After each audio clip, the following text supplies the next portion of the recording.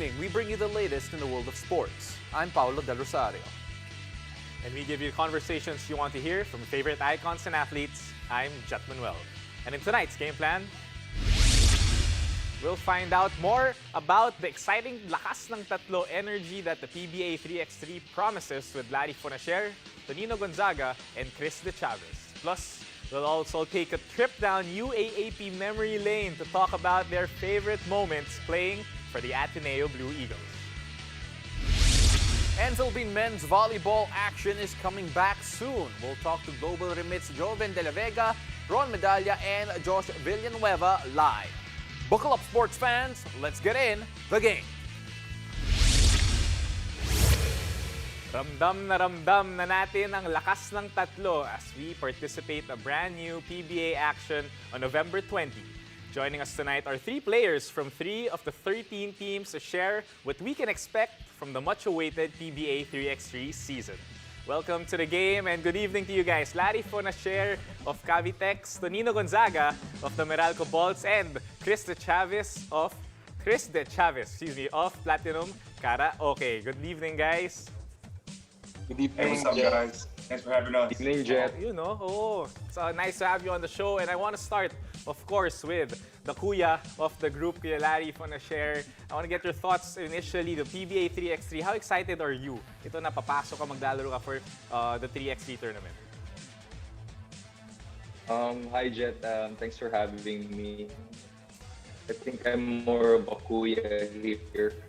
Pwede ko na maging anak ng mga to eh. So, I don't know. It's been 2 years since I've been playing.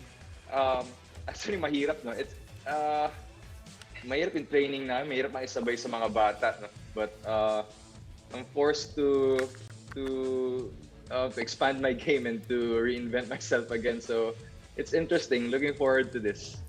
Well, you know, there's a lot of interesting things about the tournament, and not just the returning players. You also have players coming in that want to make a mark and hopefully make a 5-on-5 team also moving forward. Pero Tonino, kapag nakita mo yung roster of each and every team, who are you most excited to play? Which names were you most excited to see sa listahan na yan? Siyempre, the most excited I am to play with is Larry. I've been looking up to him since I was in high school. Of course, Chris, I'm excited to play with Chris also. He's been my teammate in Ateneo before. And some names also like Mike Gamboa. I heard previously Nico Salva, but I'm not sure if he's still with the 3x3 team. But a lot of big names like L.A. Revilla as well, and all of them. And Brandon Rosser as well as Jeremiah Gray. So those are the best talent I think I will play against. So it's very exciting. Grabe, you know, he's not just saying that, by the way, just because Larry's there. I know for a fact that he's very sincere. Pero let's move on here, Kilala Jess. si Tonino, hindi naman nangunguking yan. But going on to mga Ateneo boys, though, we'll talk about that a little bit more later. But ikaw, Chris, you're coming in here now. What are your expectations? I mean, you're gonna play against Larry, you're gonna play against Tonino, players who you played with before. What's your expectations here in this type of tournament, the PBA 3x3? I expect this to be super exciting, fast-paced and physical. You know, there's a lot of great players in this league, so I know we're gonna give everyone a great show, and I know it's gonna be fun and super exciting to watch.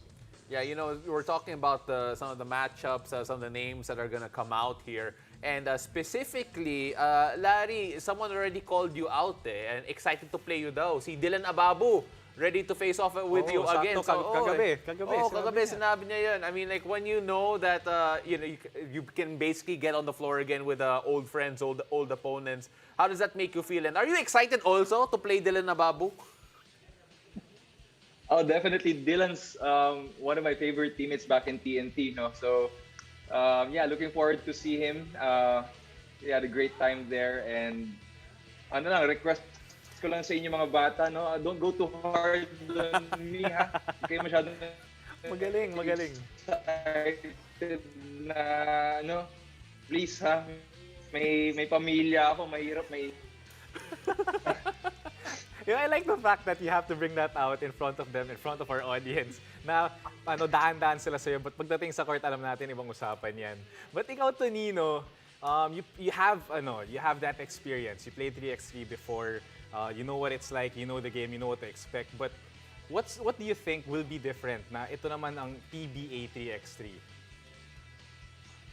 Well, syempre the brand of PBA is, I think, still the premier league in the country. So, what goes along with it is the caliber of players that we will be facing up against. Some are coming from 5-on-5. Some are Phil-Ams who were not eligible yet for last year's draft. So, I think this is, I'll repeat again, the best talent I'll be competing with, and it's exciting because I know for a fact that teams have been preparing well for the past few months.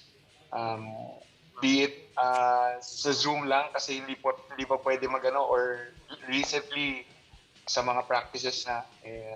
I'm just excited to be a part of this league and to grow the sport. Kasi like Chris said, it's gonna be very physical and fast, and I'm just excited to get out there and play and show the country what 3x3 is about. Well, Chris, they mentioned it, and you mentioned it a while ago, that it's going to be a very physical league. We all know that 3x3 in general is very physical. Pero since I guess a lot of the players actually haven't played competitive basketball in a while due to the pandemic, how do you think the first bits of physicality will go? Are you ready for that first big hit once you finally feel it? Yeah, but everyone's gonna be super excited to play. So once we step in the court, I'm sure everyone's gonna be super giggled and just wants to like play hard, hit everybody. But once we get used to the pace, things might slow down and everyone just play the game the right way. But yeah. Well, you know what? We're all excited for that. Actually, the last question that we wanted to ask here was who is the better shooter in this group? Chris, I wanted you to make that choice. But then, you know what? We're going to save that for our next segment because when we return, it's one big throwback as we take our 3x3 Hoopers back to their UAAP playing days, repping Katipunan and the Ateneo Blue Eagles. Stay tuned. You're watching the game.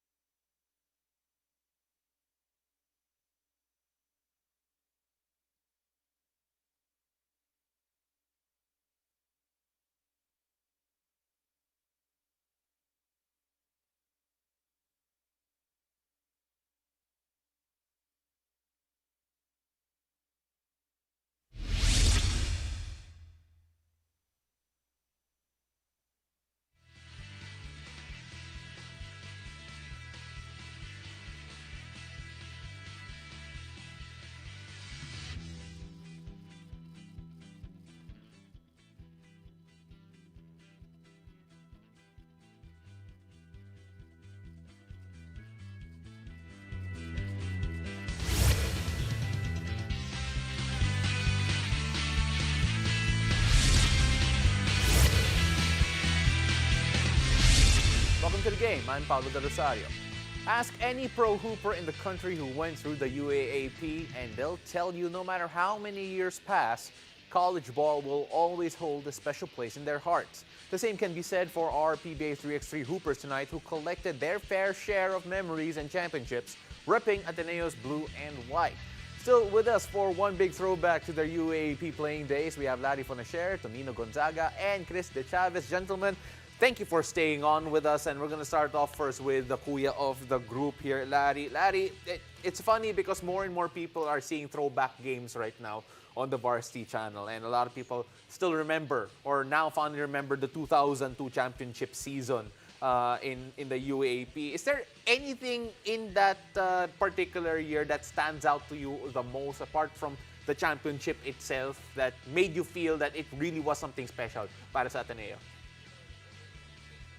Yeah, siguro we were one loss away from elimination back then, and I just remember everyone had we were almost gonna break up, but then for some reason we just put it all together at the right time, and I just saw how much character that team had and how much of a brotherhood we made after we won the championship. And true enough, to this day we're still really, really good friends. And for me, that's more important than winning a championship and an award. I got lifelong friends. Some of the best friends I had were produced from that 2002 team. Grabe, that's such a great story. And alam mo, I didn't want to mention this yet, pero Larry ruined my childhood eh. Kasi at that time, nasalfan lang ako eh. I was 12 back then. I was like, ooh, this is so fun. Then Larry came along. But Then, if you want to talk about guys that ruined your childhood, this guy Tonino ruined my UAP career in a way because look, I went up against this guy. He was one of the key players for that 5-peat championship team. All his years in college he played. I hated going up against him. I still do. But I have to ask you, in those years, Tonino, what was your favorite year, favorite moment, or of that whole successful year that you've been with Ateneo? Actually, each year was memorable, of course, because there were different graduating captains every year. And we had Chris on for 2 years also. I enjoyed my time with Chris. We laughed a lot. And but of course, completing the 5-peat was the most memorable. Not because that moment was the most memorable, but because it was like a culmination of all the hard work throughout the years. And it was just I'm just glad to be a part of that group, because every year we tried to still work hard as if we didn't win.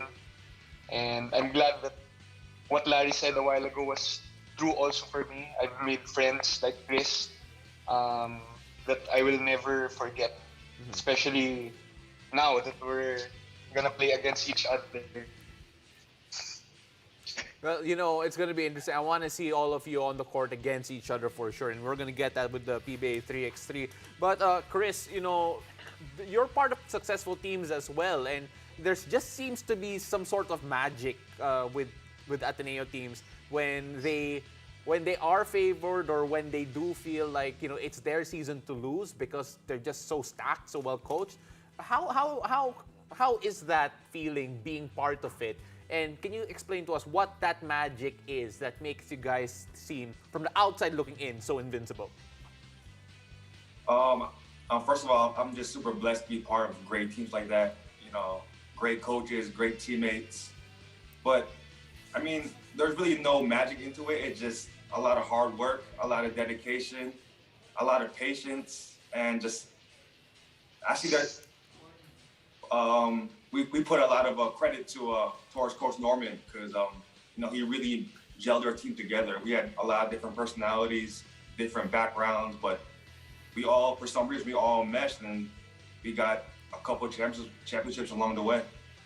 Always nice to see Ateneo's different than before. I have nothing else to say, but now I want to move on and stop talking about the Ateneo Championship because it still hurts me.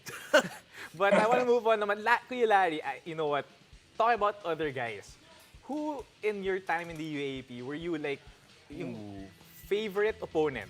That's what I was curious about before the show. I want to know who did you love banging, banging heads with going up against during your time in the UAP? No one really. I mean, if you're gonna talk about heartbreak, I suffered all the heartbreak. I mean, naka-isang championship lang kami. All you guys, you've won multiple championships. So, I mean, I wasn't really looking forward to playing against LaSalle because it was a hard matchup. But eventually, I enjoyed just playing against anyone there in the LaSalle team. I mean, because they were so good and they brought out the best in me, in us, and it was really fun playing against them.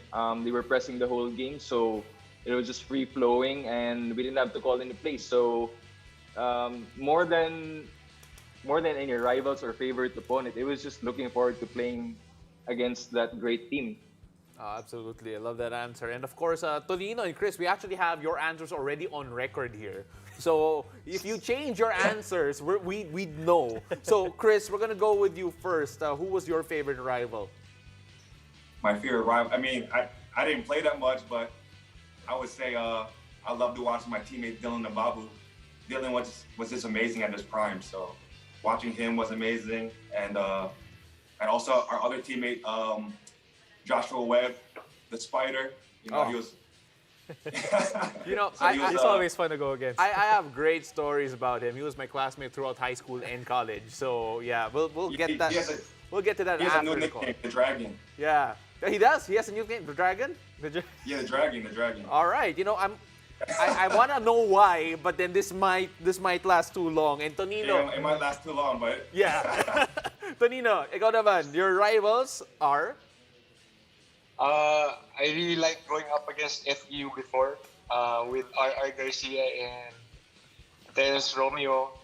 Because primarily I was a defensive player back in college, so I always had that tough assignment. And like Larry said about all those LaSalle teams, they brought out the best in me in terms of trying to get to stop those great scorers. Diba? Until now, they're still hard to stop sa PBA. But that was the memorable rival for me, FE. It's always great to go up against them. Yeah. I mean, two of the best, I think, college players, of course, that gone through the UAP. But talking about teammates naman ngayon, still going back, I always want to ask Larry, during his time, one of your favorite teammates during your Ateneo, you said something very interesting. Coach Sandy Arespochaga. Why did you choose him? No, I think yung question sa akin, sino yung favorite Ateneo player Yeah, ko? your Ano, favorite kasi- Ateneo player growing up. Oh, Yes, sorry. yes, yeah. Imposible palang teammates. Oo. Yeah, Imposible I mean, teammates. So, sobra naman kayo. I'm old. Muntik ko na mga teammates si Coach Sandy, but hindi. So, anyway, I don't know. He just came up to my mind. Coach Sandy is the coach who knows me the best as a player, and off the court, he's the coach who knows me the best also as a person. And siguro, when just thinking about how he has impacted my life all these years, even up to now, he's such a trusted friend of mine. Wala eh. Siya talaga yung, hanggang ngayon, pinupuntahan ko for some of my most important decisions and problems. So, yeah, Coach Sandy talaga, hands down. Yeah, absolutely. So we're actually running out of time here, so we're gonna go through the rest of your answers here. Chris, you picked Ryan Buenafe, and I'm not surprised really. I'm sure he must have been great to be around and someone to look up to, of course, from a training perspective. And of course, we leave the last answer because it's the best one there. Tonino, your answer was, I'll let you say it. The question kasi was who was my favorite all-time UAP player. So my answer was Larry. There you go. And Saktong-sakto, oo. I also tell him this a lot, but he doesn't want to believe me. Kasi actually yung bait ko kanina sabi ko high school pa lang idol ko na yan. Pero sa totoo lang, grade 7 pa lang, idol ko na yan si Larry. Guys, all right. Thank you very much for joining us here, gentlemen. We can't wait to see you on the PBA 3x3 circuit. Larry, welcome back to competitive basketball again, and we hope to see you guys soon. thank you. Thank you, guys. Thank you so you. much. All right, and when we return, Philippines men's volleyball action is making a comeback. We'll talk to the members of Global Remit, Joven De La Vega, Ron Medalla, and Josh Villanueva live tonight. Stay tuned. You're watching the game.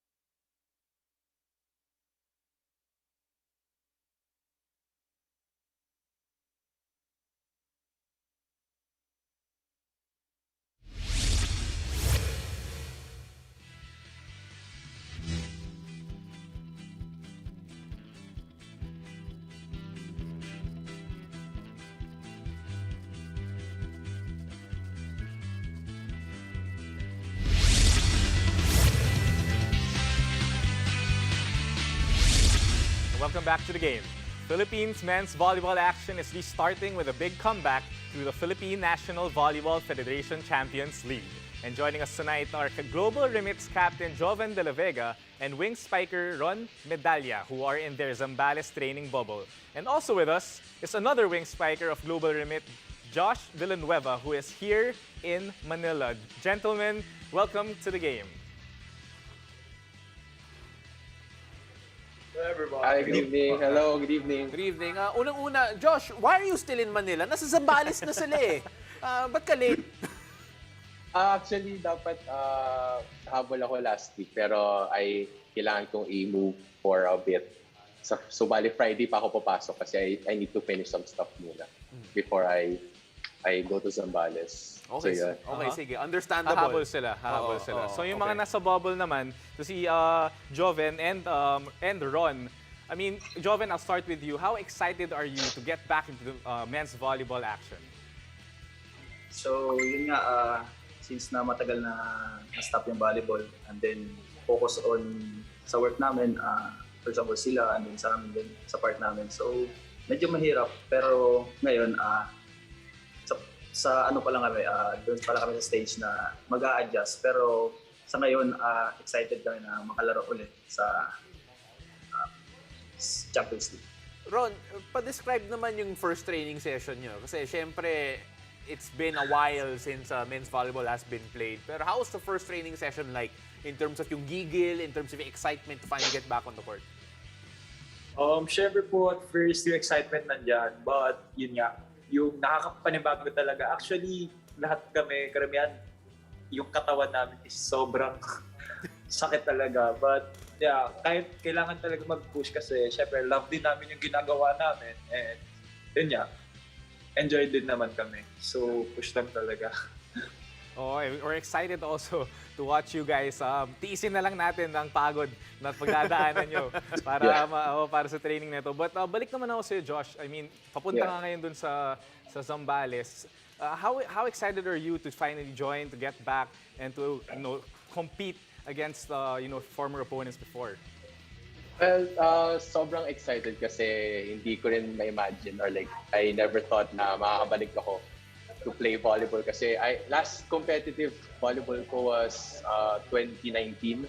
So And then I had a different team pa nun. So ngayon, parang sabi ko, I worked for a bit muna eh. So parang sabi ko, iniwan ko yung volleyball eh. Sabi ko, hindi ko na siguro muna siya, hindi yun muna yung purpose ko. Then the pandemic happened. So right now, andito na ako ulit. So medyo ano rin siya sa akin, parang ano ba to? Parang calling din ulit. Parang ito dapat yata gawin ko dapat eh. So yeah, sobrang excited din ako and yeah, happy naman kasi it's what I really love doing, volleyball talaga. Well, so of course, as we all say, it's always for the love of the game rin eh. And Joven, actually, you were part of the national training pool, if I'm not mistaken, and you actually were able to get more practice in, prior to this whole setup. Nung narinig mo na, okay, you're going to be in a bubble in Zambales, how excited were you that, okay, may konti kang, I guess, conditioning bago ka pumasok sa bubble na to? So yun nga, medyo nauna ako sa kanila. So medyo naka-adjust konti. But siguro ituturo ko rin yung sistema na ginawa namin doon sa bubble training namin na sa maikling panahon lang siguro na preparation siguro maka-adjust agad. Dahil nga matagal din natigil dahil sa pandemic. So Yeah, we completely understand. Ron, sinabi mo kanina parang sakit ng katawan mo, especially after all of the trainings. But then what can we expect from Global Remit, knowing that, okay, you're coming together, you're trying to get into shape, trying to gel in before competition. What can the fans expect from your group in particular? Siguro, isa ko lang masasabi is expect nila yung papakita namin as a team. And syempre, you call this?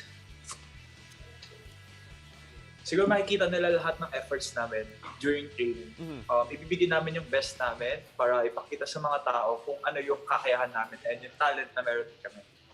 Right, Joven, Ron, we're so happy to see that you're in that bubble and doing your best to get into shape, getting ready to excite all the fans here.